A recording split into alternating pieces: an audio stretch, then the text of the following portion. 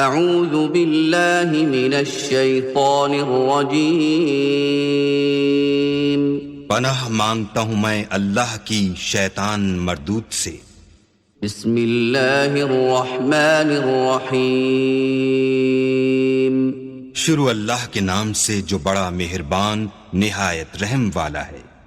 بسم اللہ الرحمن الرحیم هل اتاك حدیث الغاشیہ وجوه يومئذ خاشعة عاملة ناصبة تصلى نارا حامية تسقى من عين آنية ليس لهم طعام إلا من ضريع لا يسمن ولا يغني من جوع وجوه يومئذ ناعمة لسعيها راضية في جنة عالية لا تسمع فيها لاغية فيها عين جارية فيها سرر مرفوعة وأكواب موضوعة ونمارق مصفوفة وزرابي مبثوثة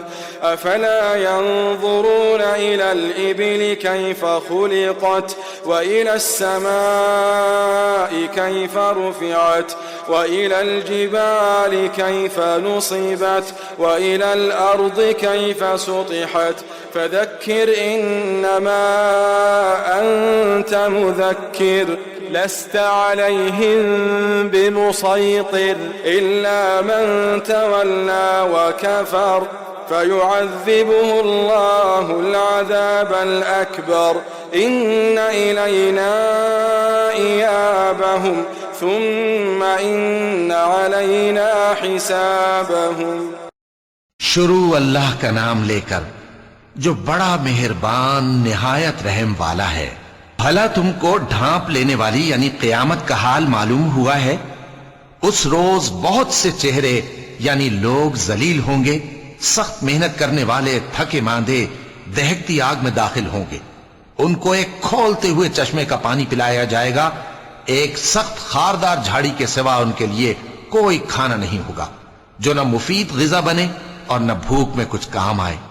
بہت سے چہرے یعنی لوگ اس روز شادماں بھی ہوں گے، اپنی محنت کے بدلے پر خوش، بہشت بری میں وہاں کسی طرح کی لغو بات نہیں سنیں گے، اس میں چشمے بہ رہے ہوں گے، وہاں تخت ہوں گے اونچے اونچے اور کٹورے قرینے سے رکھے ہوئے اور گاؤ تکیے قطار کی قطار لگے ہوئے اور نفیس مسندیں جگہ جگہ بچھی ہوئی۔